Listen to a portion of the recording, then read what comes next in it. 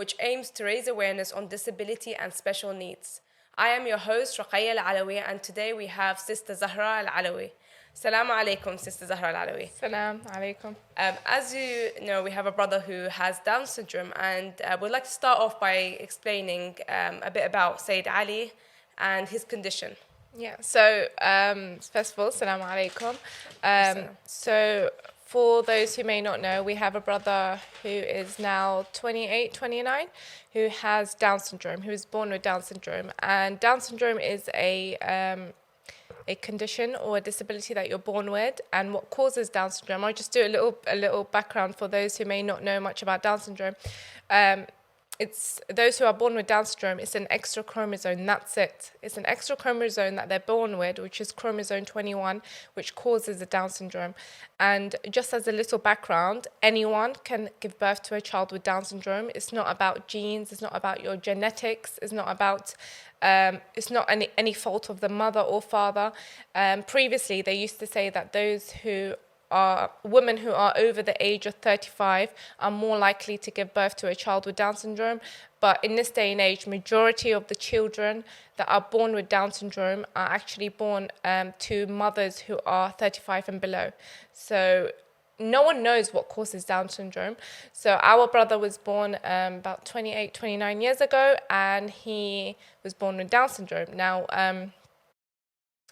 just as you know, to make it clear at the beginning, first of all, the reason why we're coming on this show is to create awareness, because for majority of our lives, I don't think I knew any other family that had a child with disability. And do you think that's because not a lot of people come out in the community with when they have kids who are disabled? Yeah, I think think I know a lot of people who just prefer to keep them at home and don't take them out that much. Yeah, I think there is a attitude in the community where if you have a child with a disability, it's like, keep them away. Do not take them to gatherings. Do not let people see them. They may disrupt. But that attitude is around, and I think we saw with our father. He used to be so proud of Ali. He used to take Ali out. Every time he used to go to the mosque, he used to introduce Sayyid Ali to the scholars. He was so proud of him, and that was such a beautiful thing to see. So I think, we grew up not seeing much families with disability. So to come forward and to speak about this is to create awareness. Yeah, and obviously the community does need to do more to keep people with special needs and disabilities in part of the community and not exclude them so much. What I want to ask you, how do you think when your family first found out, if you could remember, when Ali had Down syndrome, or when my mom was pregnant with a son with disabilities, how was the reaction, or if you remember the reaction of people in general? Well, I remember when our mother was pregnant with Sayyid Ali. I don't know if you remember. Just as a background, Ruqayya is 1.5 years older than Sayyid Ali. I am about 3.5 years older than him. So we're such in close age with him. And so between us, three of us, it's 4 years. And so I remember when she was pregnant with him, and during my mother's pregnancy, she had a very natural pregnancy, a very straightforward pregnancy, no complications. She actually had pregnancy scans, and it was not detected. You've seen the pregnancy scan of Sayyid Ali at home. So it wasn't detected within the scans that he had Down syndrome. Now, we're talking about 29, 30 years ago. Now, I'm hearing that some children with Down syndrome, they do detect it early on in the scans. But back then, no one detected it. She delivered the baby. It was a very straightforward delivery, a very easy delivery. But I remember my mother saying that as soon as she gave birth to him, she knew something was different. She had a dream as well of something earlier. She's had so many dreams before she gave birth to him, after. But when she gave birth to him, she said, I knew straight away. I mean, she had you 1.5 years before him. She had me 3.5 years before him. She's had so many children before. But growing up, because we're talking about the family's reaction and people's reaction, but growing up with Sayyid Ali, if we're talking about when we were very, very young, you saw him and just as like you saw any other normal brother. I don't think I ever put in my head okay, he has Down syndrome, he's disabled. We treated him like we treated him if he didn't have that. And we used to play with him, and we have so many nice memories on holiday and stuff. And I think that's what the most important thing is just normalizing the situation. Because I see some people use the word like illness, like marid all the time. Yeah, And I think I when didn't you, see that.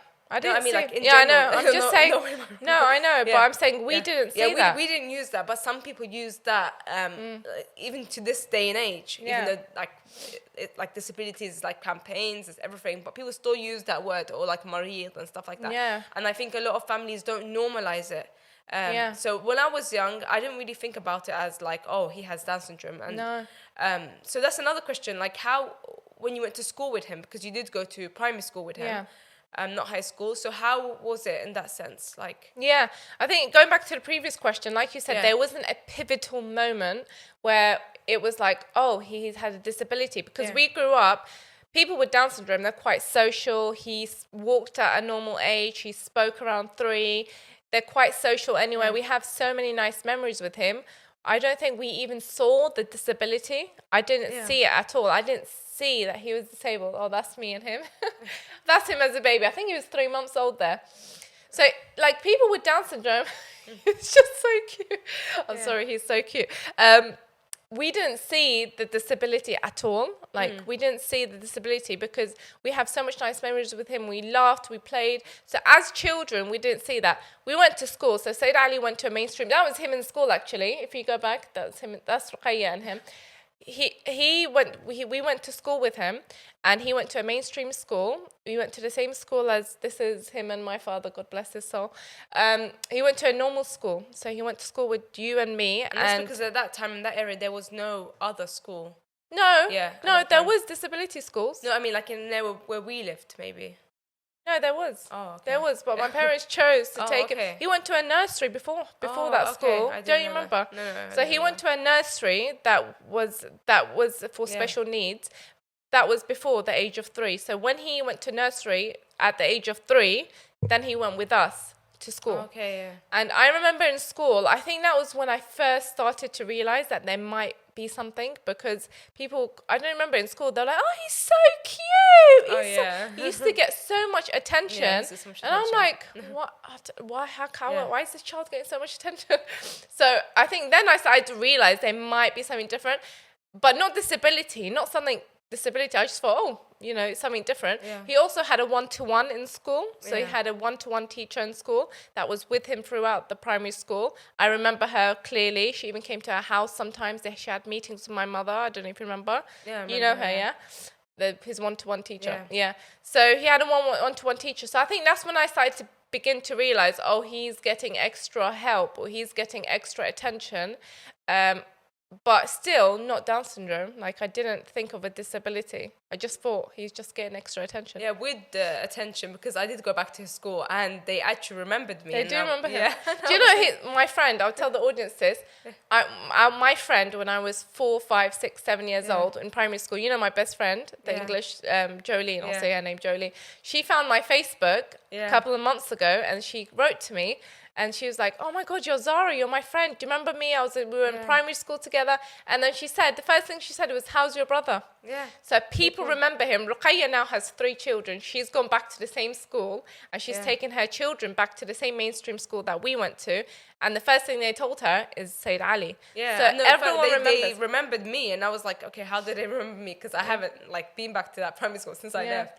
And then they said Ali, and I was like, oh, that's why. Yeah, so because of Ali's Ali. A figure that nobody forgot, because he got so much Everyone attention. remembers us because of Ali. Yeah, they remember Ali because he was like the one with Down syndrome, and everyone used to say he was so cute. And like, I think even one girl once came up to me and said, oh my God, your brother's so cute. He's got puppy dog eyes, like, because people with Down syndrome have like different eyes.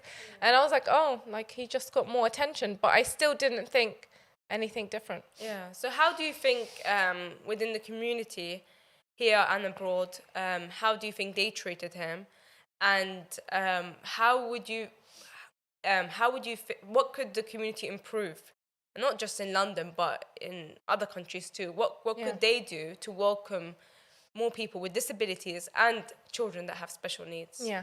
So coming to our personal experience, I don't remember any negative moments, to be honest. I don't remember any specific negative situations that have happened. I think the community, because we have hidden disability for such a long time, our community don't know how to approach disability. So Sayyid Ali will be in a mosque, and I think people would like to approach him or speak to him, but they just don't know how, because we have hidden disability for such a long time. So I think people just don't know how to, they're misinformed about disability. I remember someone telling me once, do people with Down syndrome, are they violent? Do they hit? And I'm like, no, they don't. Like, behavioral issues is not a normal trait of Down syndrome, unless they have another condition alongside or another diagnosis. But it's not a normal trait. So they're actually the kindest people you would probably find. So it's about information. I think God gave us a blessing He has given. I do see it as a blessing that God has given us a blessing with a brother with special needs, and I think it's people that have family members with special needs. I think we need to step up and create this awareness, and it's a blessing. It is a blessing, and we need to really create that awareness. Number one. Number two, I think accessibility is something that we have really seen. I mean, because we've seen our brother, he goes through periods where he has gone through periods, inshallah he doesn't again, where he's in a wheelchair.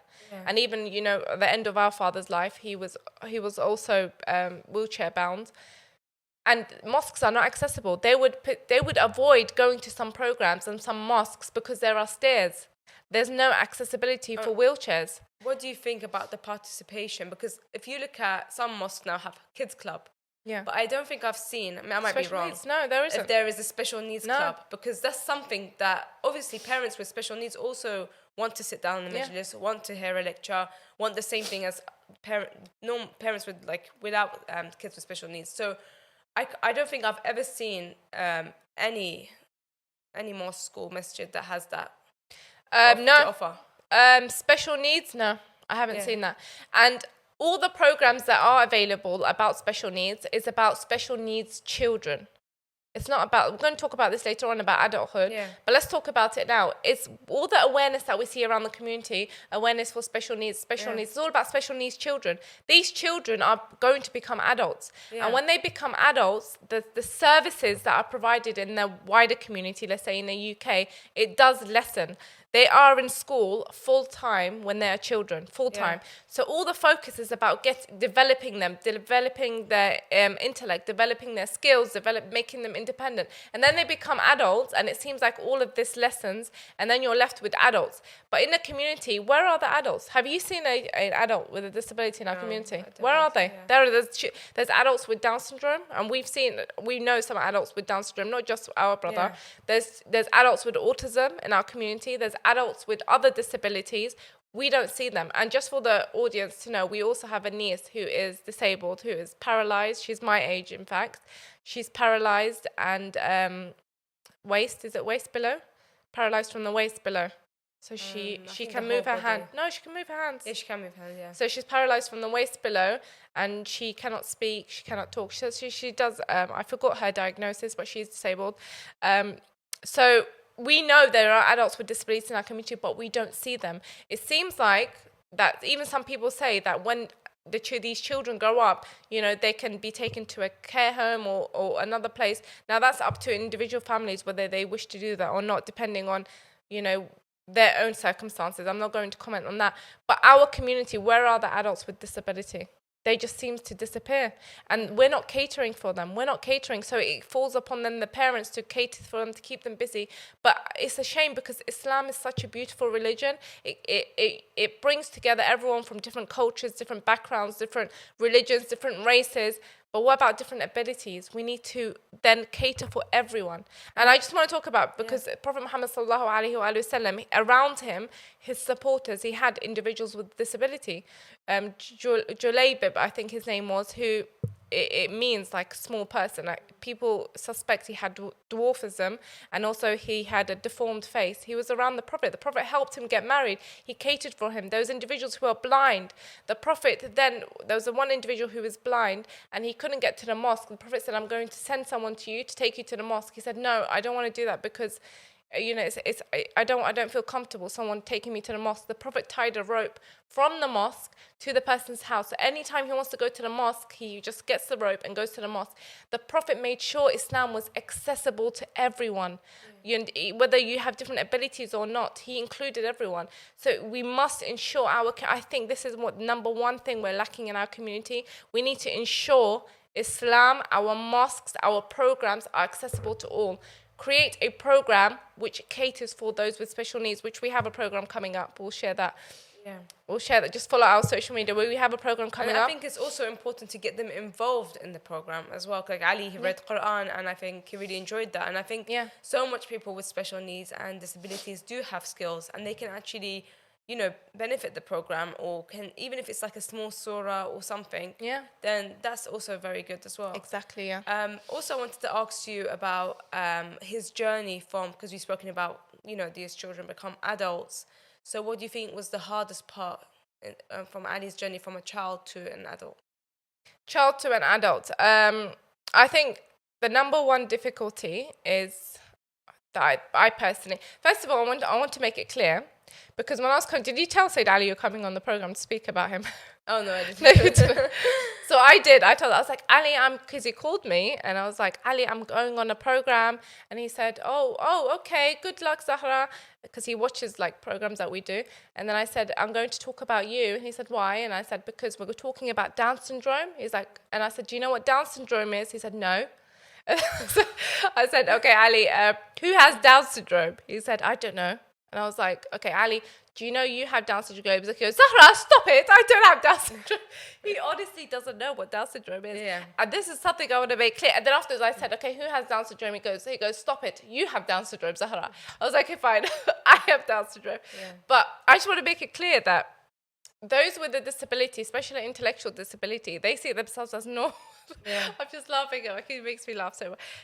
They see themselves as normal. It's us as a community which look at these children or these adults with a disability and say, oh, poor guy, he has Down syndrome, or poor guy, he has autism, or they're quite happy. They're quite normal. And I actually they're quite happy with how they are. have a lot of skills and a lot of good stuff that normal people probably don't have. Like, that's the thing. He's very honest. He's very, he has a few characters that you wouldn't find in everyone. There's one thing. He's well behaved. Yeah. A lot of There's one thing about disability, which is why when I say that disability is a blessing, and I say that Allah, subhanallah, I say this with the bottom of my heart, subhanallah, Allah knows how to craft a family very perfectly.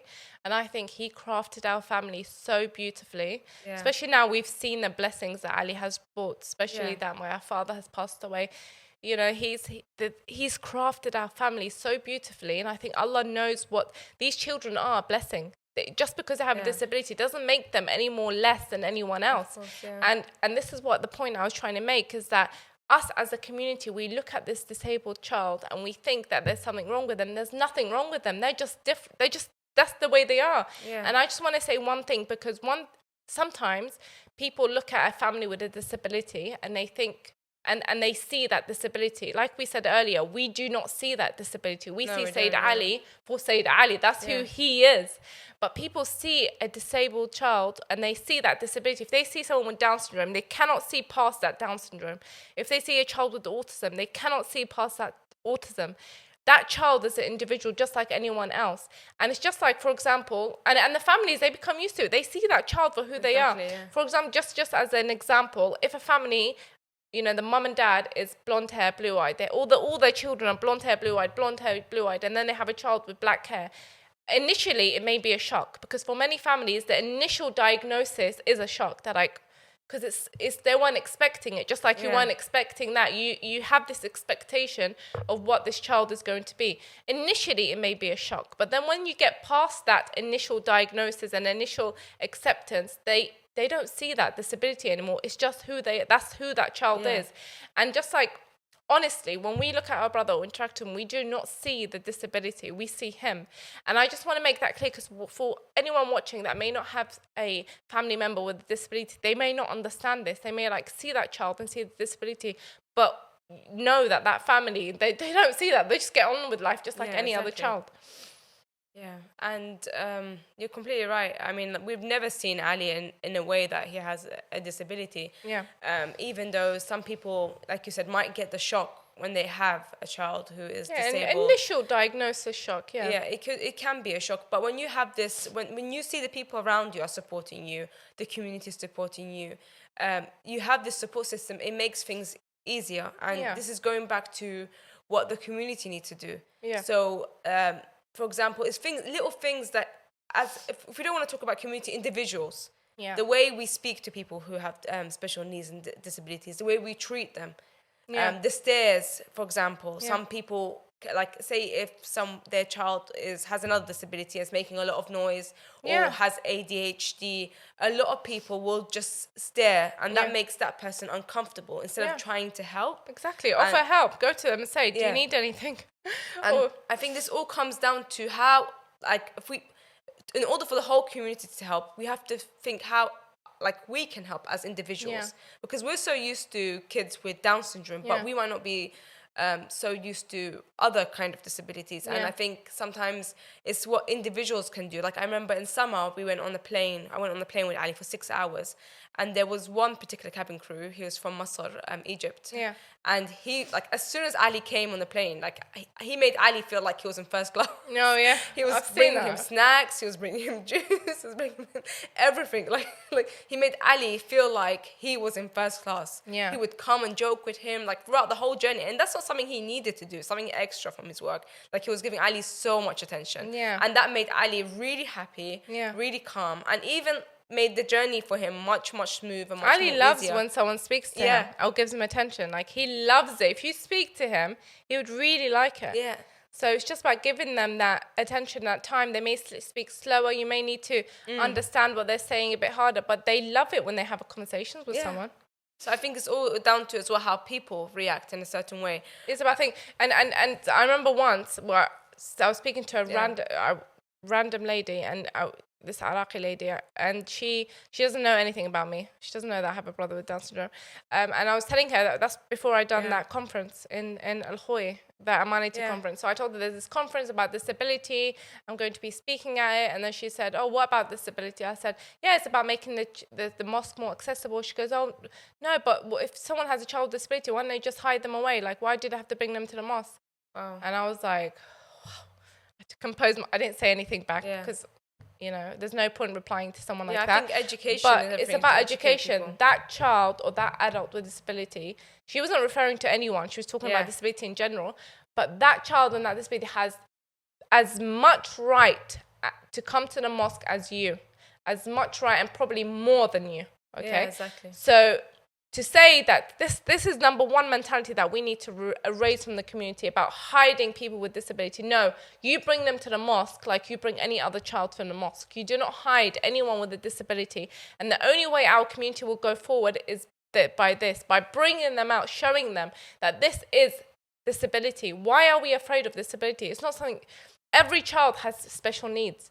Like, some people see this child and they think it's a burden, that this child has specific needs. But to be honest, do you think that children that are neurotypical are any better? They have their own specific needs. Yeah. You can have 5 children that are neurotypical and there's nothing wrong with them. They have no diagnosis. But every child we need to tailor towards. Some children are more reluctant to do their homework. Some children need more extra push to eat healthy. Yeah. Some children... And you need to look at this in this way, that every child needs its own special needs. These children with special needs have their own special needs as well. So it's not about hiding them. It's about bringing them forward. And they are a blessing. They are a blessing. Yeah. As we spoke about so many times about losing our father, Allah yarhamah. Yeah. So how do you think Ali dealt with that grief, or of losing his father, or how is he dealing with it? And I mean, as you know, I believe that, people have seen me cry so many times live on air. I'm not going to shed any tears live now as well, but obviously the topic of our father is very sensitive because it's very recent, and it's someone that is who is the most closest person to all of us. So that's number one. You know, we are 14 children. It's not just me and Ruqayya and Ali. There's 14 of us. He was close to every single child that he had. Number one. Number two, as you know, I do believe, I don't want to generalize. I don't know what's in the heart of every one of my siblings, but I do believe that Ali took it the hardest. He does things until now that makes you feel like he took it as the hardest. Because you have to understand that any parent, their greatest fear is leaving this world and their children. As a mother myself, it is a fear that what will happen to our kids if you leave.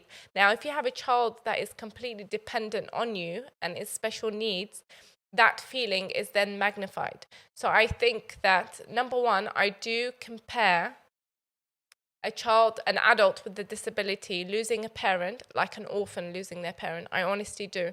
Because an orphan, when they lose their parent, they are financially dependent on that parent. They are physically dependent on that parent. They are completely dependent on that parent. An adult with a disability that is not dependent, Ali is not independent, is not independent. He relied on everything on my father. Before my father passed away, he used to book the taxis for him to go to his classes.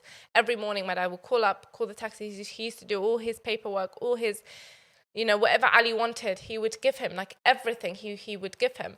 I don't know if we have any pictures, but even in hospital, when our father was passing away, every time Ali would visit my father in hospital, my father would kiss his hand. Like, he had a very, very strong respect for Sayyid Ali. So I do think that Sayyid Ali took it the hardest. And just last week, it was your son's birthday. Yeah. And something just broke my heart. So it was her son's birthday. We all gathered together. They brought the cake. It was like all the family. And then Sayyid Ali's like, 1 minute. I actually have his picture on my screen. He's like, 1 minute. And then he called him. He put his picture on. I normally have my father's picture as my screensaver. But he's like, I'm going to FaceTime my dad. And then he was like, Baba, look, it's the cake. The cake's here. Look, Zahra, Ruqayya. And he was like, pretending to FaceTime my father. And because we all, we know that he's not FaceTiming our father. But this is a picture of...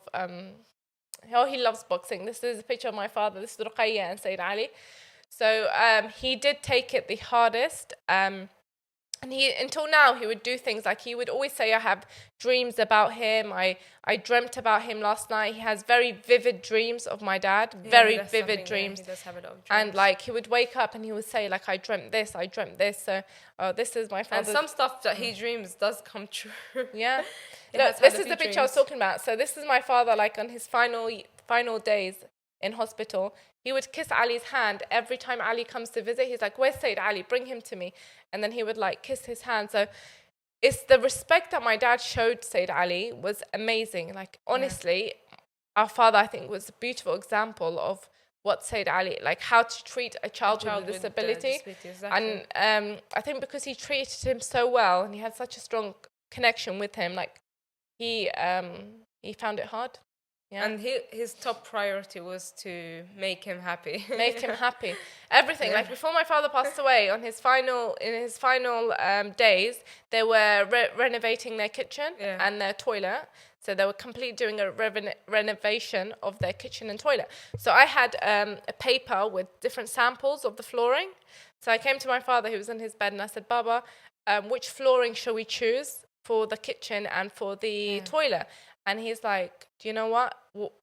Ali, go ask Ali. And I was like, no, I'm asking you. Like, tell me, which flooring do you want? He goes, whatever makes Sayyid Ali happy will make me happy. So then I went to Ali, and Ali picked the flooring. And I was like, I don't want that flooring. I don't live in the house, but I was like, let's choose this. Ali was like, I want this. My father's like, because Ali chose it, you do it. Let's do that. So I told the builders, we picked this flooring, and they've changed the kitchen and the toilet to the flooring that Ali picked. And this was in the final days of my father's life. So it was difficult. But like I said, it's very difficult. I think the grief process of a child with disability or an adult with disability losing the parent is because they are literally their wings. Like, their survival is based on the parents. So when they pass away, it becomes very difficult on that child emotionally to process that this person has passed away. I just want to say one more story. I don't know how much time we have. But when my father passed away, Ali was sleeping. So we had found out that he passed away, and me and my mum were sitting in the living room, and it was like the news to break it to Ali. It's like, we need to tell Ali that he passed away. So I was like, Mama, do you want to tell him? And then she's like, no, can you tell him? And I was like, okay, I'll tell him. So Ali walked down the stairs. He sat in the living room, and I was like, Ali, I have some news to tell you. He's like, I know. And I was like, what do you know? And he's like, I know. I was like, what do you know? Like, like he was so like, I know he's like, Baba's in heaven. And I was so confused because no one had mentioned that he was going to pass away. Yeah. Like he was in the house just like, and then he said, because I had a dream that he was in heaven. And I was like, and I remember looking at my mom and I was like, what? Like my mom was so scared to tell him. And then he was like, yeah, I know. And we're like, okay. And then afterwards I stopped. I was speaking to other family members and the mom was like, no, can you tell him again? Because just to make sure that he knows. So I went back, I was like, Ali, Baba is gone. He's like, I know. And it was just like the whole subhanallah, like how Allah just all the events unfolded, how it unfolded, how he went to the funeral, everything, how it unfolded. It was subhanallah, it's so beautiful. And I remember when Ali was born, my dad said that Ali is a blessing. He is a blessing from God to us. He's not, like he used to always say that. And he said, and I remember once he even said like, this is the reason why I will go to heaven. Like he will take me to heaven. And when he passed away, like Ali was reading a dua for him. He was like, Rabbi ighfir li wa li walidayya. Like when my dad was in his coffin. Every day. And he still reads it every day for him. Subhanallah. So he's like, Rabbi ighfir, and he's such a pure heart, Ali is. And he's like, Rabbi ighfir li wa li walidayya warhamhuma kama rabbayani saghir. And it's like, subhanallah, like these children with disabilities, they're going to lead their parents to heaven. Honestly, the struggles that we go to for these children, we will see the blessings in this world and the hereafter. And I think a lot of families need to realize, especially when you first get the shock, that at that stage, this is why the community needs to come together, because when you hear stories like this and you see other people's experiences, it makes that shock at the beginning a bit less. Yeah. So also, like, we spoke so much about Ali and his good qualities, but what would you say is like the best thing about having a brother with Down syndrome, and how this could help other families who are like maybe struggling to go out, like take their child out? Because sometimes we say the community needs to do a lot, but also some parents also need to kind of take that step as well. Yeah. With the support that they have, and take their kids to majalis, take their kids to programs. Yeah. So what would I think be the best? Answering your first question, Sayyid Ali, I think the biggest thing, I think each one of us siblings have a very special bond with Sayyid Ali, like a very, very strong bond with him. If he was any other boy that is 30 years old, I don't think we will have this like special bond with him. Yeah. Like he'll FaceTime me all the time, he'll call me all the time. The way he talks to me, it's like, subhanallah, I begin to see how the world hardens us humans.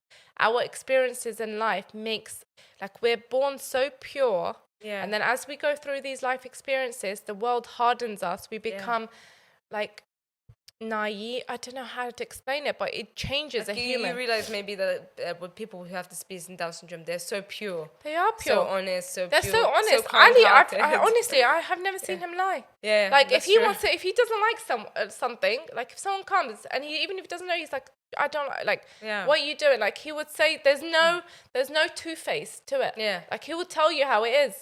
Like if I annoy him, he was like, you're annoying me, please get out. Like it was like, so he's very, very honest. Like what you see is what you get. And then you see the purity and the honesty of an individual. Like he is very, very honest. If our children mess up anything, he just tells us straight. He's like, I don't want your children to come to my room because they're messing. Like he's just very honest. Yeah, he's very honest. And there's this love. And there's no filters There's no filters. When you speak to someone, I don't like saying this, but I don't trust everyone in life. And I think it's just through life experiences. But when you see someone with a disability like Sayyid Ali, you trust them. Like what he says, he'll never lie. If he'd done something and you say, did you do that? Even if it's a mistake, he said, yeah, I did. Yeah. And you're like, okay. Like he's very, very honest. So that's number one. You see how life changes someone and the purity, how a human can reach a state of purity. That's number one. Number two, and I also want to make this clear that Ali is very, very connected to God. Yeah, that's something. He prays on time. Prays on time all the time. If we're on our phone and it's 5 minutes, he's like, it's prayer time. Why are you on your phone? I was like, Ali, it's 5 minutes. We can pray later. It's like, no, it's prayer time. If there's music, like even if we're not listening to music, because a video with a music in the background, it was like masiqa. And that's another thing. My parents taught him to pray, taught him dua, taught him Quran. It wasn't because he's disabled, that, you know, like you said, we kind of shut these people out from Yeah. the community, shut them out completely of everything that Yeah. they are capable of doing. Basically, he knows 2 languages fluently. Yeah. He can even write a bit of Arabic. Yeah. He's practicing that a lot on Yeah. WhatsApp. He has a lot of skills, and this is something people don't realize with Down Yeah. syndrome. Once someone was like to me, "Oh, they're only capable of knowing 1 language." Did I And say I'm that? like, "No, my brother knows 2 languages." 2 languages. So this is fluently. another thing. Some people think, okay, he has this disability or he has that, and then we have to kind of put like they're not capable of doing anything. That's the filter they put with people with disabilities, special needs. But they're capable of so much. So because my parents didn't put that, he knows how to pray. He knows da'ah. He knows when it's prayer time. He knows his imams. He knows a lot of things. Dua, Quran. I think number one is that they treat him like any other child. So if we woke up, because we used to pray Salat Jama'ah like every prayer. So if my dad woke us up for Salat al-Fajr, he would wake up as well. Like everyone wakes up. It's not like he's disabled. When we fast, he needs to fast as well, Ramadan. So it was like he was treated like any other one. So it wasn't like he's got a disability. He doesn't need to pray. He doesn't need to fast. He doesn't need anything. It's like, no, he's capable of doing that. Let him do that. And I think it's carried on until now, as we sometimes become forgetful, and he'll sometimes call me. He's like, "Did you read Documentaries today?" And I was like, "No, I haven't." He's like, "You need to. Why didn't you read Documentaries? You need to read Documentaries." Like, it's like we read it, and I was like, "Okay." And there's like Samat, like everything, like Samat, Documentaries. This is like he's very like on it. Like he knows what needs to be read, the prayer times, and he's very, very good with that. So what would your advice be to people who have siblings that have Down syndrome or another disability? What would be your advice to them? I think it's not more so to do with the siblings. It's more so to do with the parents, because I don't think we could have done anything more or less, because as children, we will do what we have to do the child with disability, because number one, I mean, it's different. I can't explain. I'm talking through our perspective only, because I know that there's some disabilities, that there may be behavioral problems, and it'd be more disruptive to the household.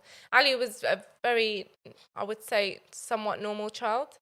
So there was no behavioral problems. He never screamed. He never disruptive. He didn't like break things. He was very, very normal child. So I can't speak in all aspects. I know there's some disabilities that are more impactful to the family than Down syndrome. There's people that they're wheelchair bound, and people that have behavioral issues due to their disability. But through our perspective, it was a normal childhood in terms of there wasn't much differences. So I wouldn't say it's more so to advice for the siblings. It's more so advice to the parents.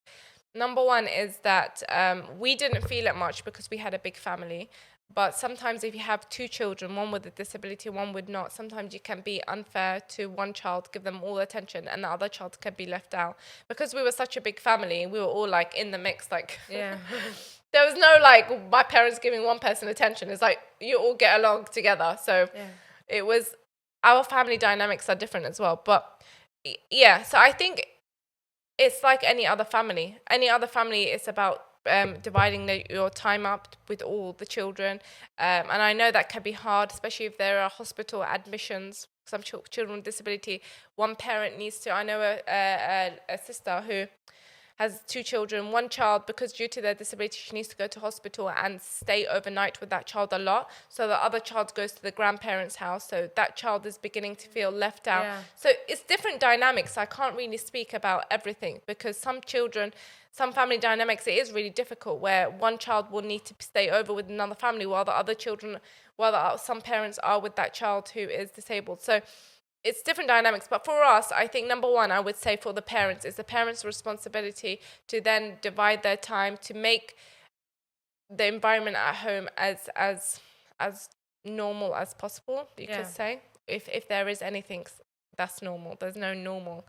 But if you could say that. So I think it's more due to the parents rather than the families. Like our parents never really gave him, like they never really made a distinction between me and you and him. No, like there was no it was all of distinction. us. It was all of us. As we're coming to the end, kind of the end of the show, we still have a few more minutes, like maybe 15, 10 minutes left.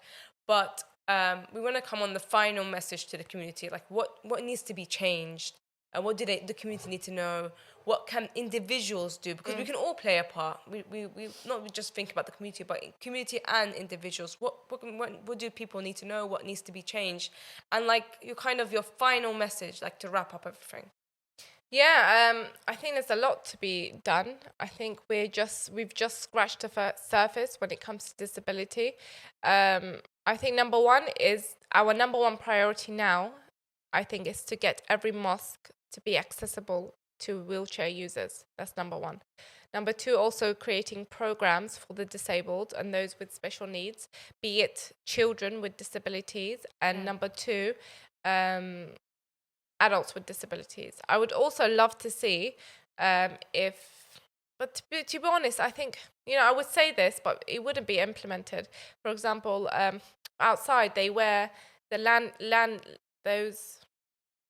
sunflower, sometimes they have the sunflower land to show that this person's autistic or has a disability. Because not every disability shows in the way. There's hidden disabilities, So maybe a child to wear that. So if you see a child disruptive, then you know that, that child has a disability, it's fine.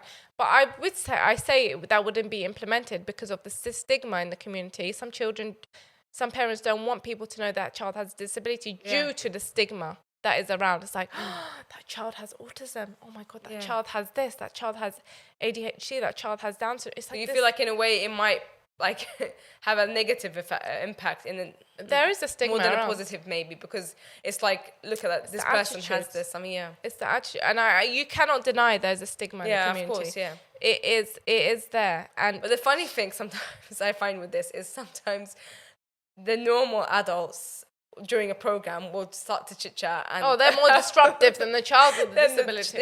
But then people will be scared to bring that child with disability to a program, but people are making more noise. Exactly. And not bothered. Exactly.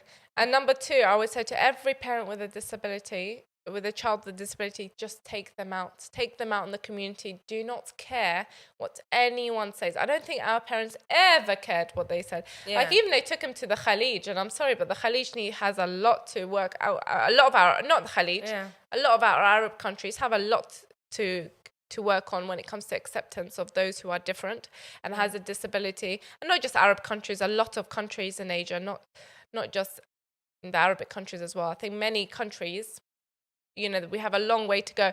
So I think even my parents, they didn't care. They didn't care if anyone said anything. That's who he is.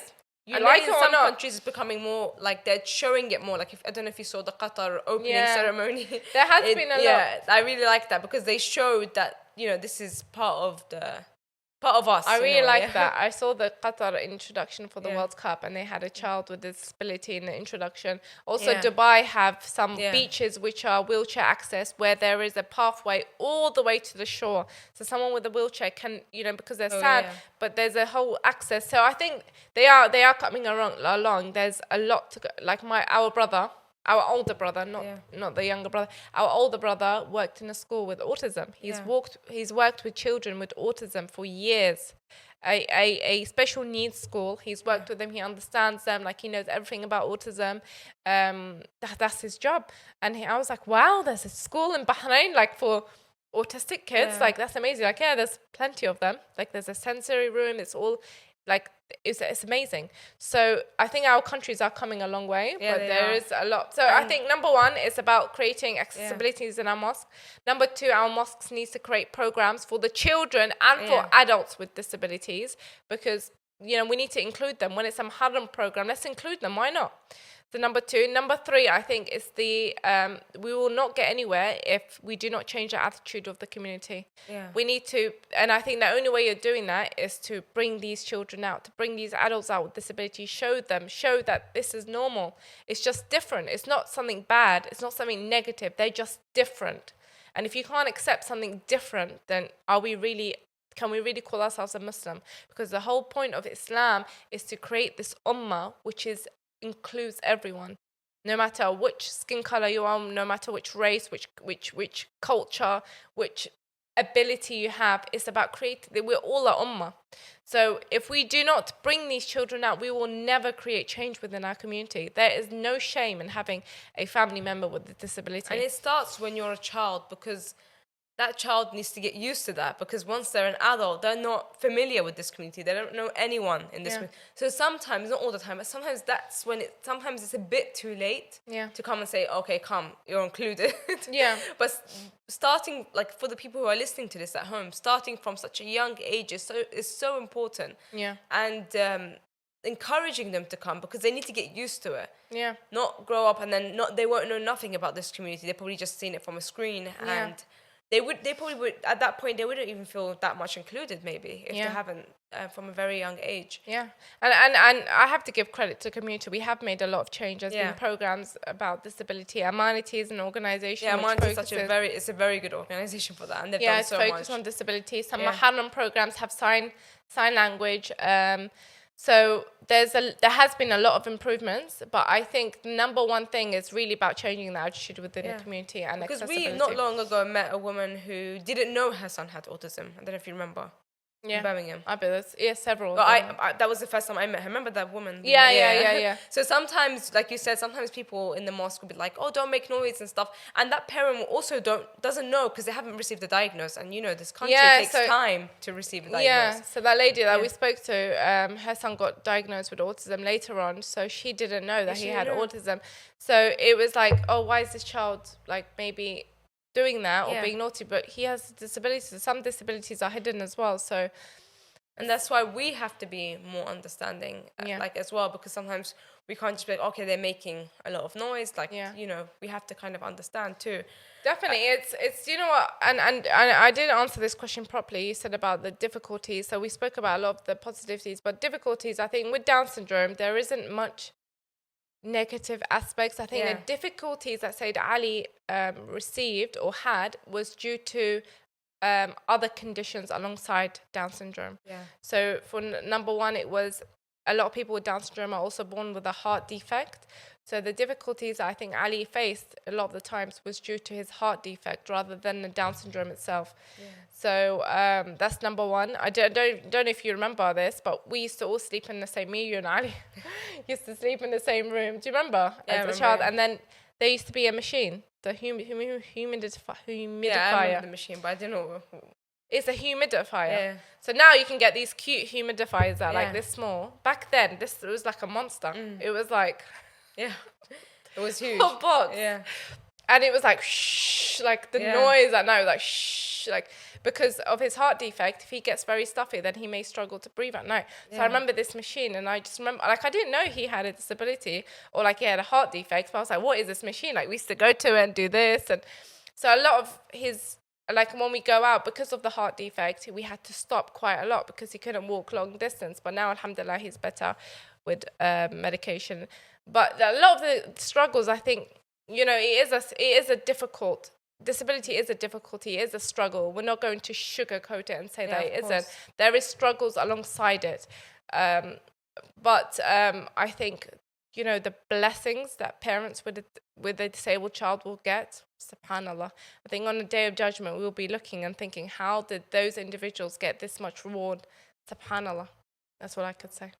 They've made very important points today, and I mean, it is hard to have a child in some aspects with special needs, but we have to look at the good points, the advantages, what this child is capable of. There's a lot of advantages. There's a lot of advantages. So if anybody's watching this at home and thinking, oh, I'm struggling, I don't have a support system, like we said, there are support systems, like Amanity is an organization that has done a lot for people who have special needs in the community. We also have a program coming up. I'm not going to release the announcement now, but do follow us on. First of all, if anyone is struggling, and I say this like honestly with the bottom of my heart, if anyone has a child with disability or has just received a diagnosis and they need anyone to speak to, I'm here.